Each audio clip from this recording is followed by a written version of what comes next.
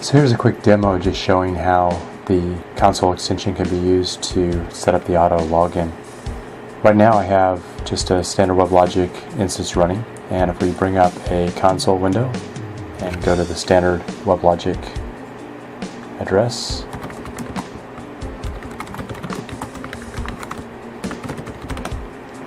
you can see we get the standard login page.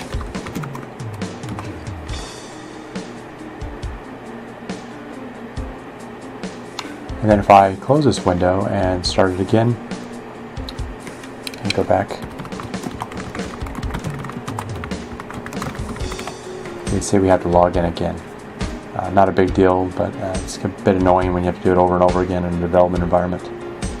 Do notice that the URL that you use when you go to console actually appends this login/login form.jsp. This JSP file is actually the one that I'm using in the console extension, modifying it for the auto login. Let me show you how that works. So the first thing I'm going to do is just shut down the server that's currently running and install the extension. You can't, this extension requires a server restart. So if you go to your domain, wherever you've set up your domain, there's going to be a directory that's called console.ext. Just copy the files that I have provided for you on this blog entry.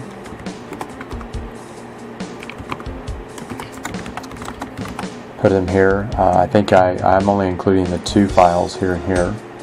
So the Word file is the console extension. Feel free to take a look inside of it. It's nothing magical. The only thing I've modified in it is the login JSP to enable auto login. And what it does, it looks for this particular file called autologin.txt in the console's extension directory.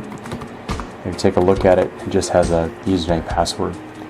If you want to get more complex, you can set up separate auto login files for different users. So in my case here, I have an auto login jgraves, which allows me to log in as a different user, and it will read that file if I pass in a parameter in the URL string, which I'll show you in a second. So really, if you just copy these two files, the WAR file and the TXT file, into the console extension directory and restart your admin server, then you're done. It's pretty much that simple.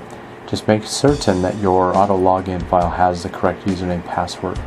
If it doesn't, it will retry logging in very, very quickly and quickly lock out your user account before you can get it to work.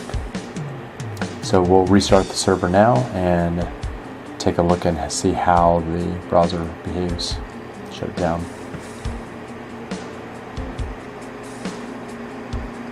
Okay, so now that the server is running again, the console extension would be installed. And so if we go to the standard URL,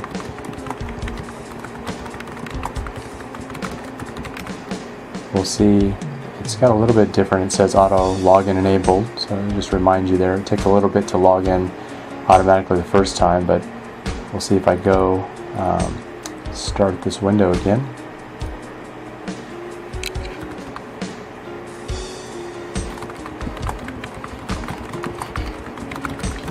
It'll be much quicker. So there, it's automatically logged in. If I click log out, it just logs me right back in. Now you can see that there is an option to add a parameter. It's called auto login equals. If you specify that, you can give it a username, and that username, or whatever that parameter is, just has to have a corresponding file in the console extensions directory. In my case, it's autologin-jgraves. And so when I click on that particular link, it'll automatically log me in as jgraves instead of WebLogic. So you can see here, I'm now logged in as jgraves. If I go back to the default, which is just login form.jsp, you can see I'm logged back in now as WebLogic. So very quick to switch around just by URL parameters. If for some reason I want to get the login page, I can pass a parameter. It says auto login equals none. And if I do that, then I get the standard login page where I can log in here.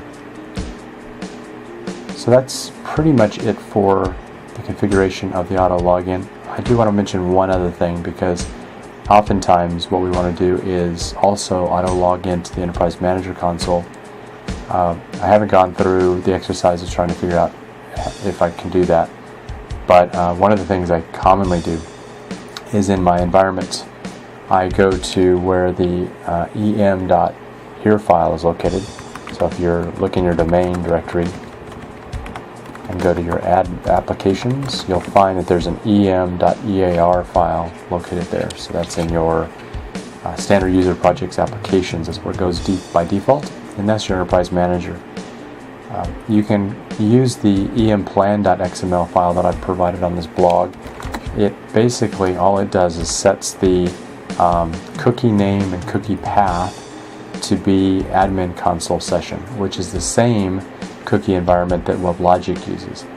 By making those two the same, if I log into WebLogic console, I actually get the same login and credentials in my enterprise manager because they're both running on top of WebLogic in the on the admin server. So if we take that particular EM plan and attach it to the enterprise manager, so if we go to the deployments, go down to the enterprise manager and update it, just have it point to, for the deployment plan, have it point to that emplan.xml file. I have it set up that way now, and then hit finish.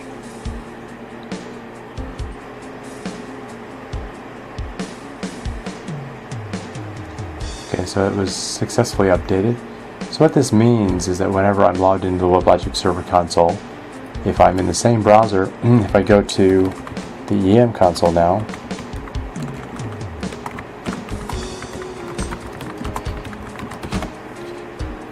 it will recognize my credentials have already been set, my cookie's already been set, and allow me to log into the EM directly. So it just takes a second to come up the first time.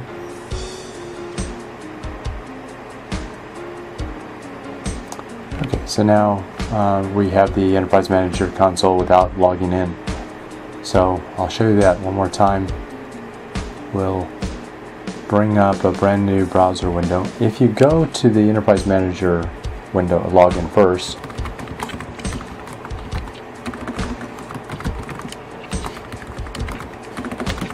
you'll get the login page. But if you go to the WebLogic and Auto Login, then when you go to the Enterprise Manager, you'll already be logged in.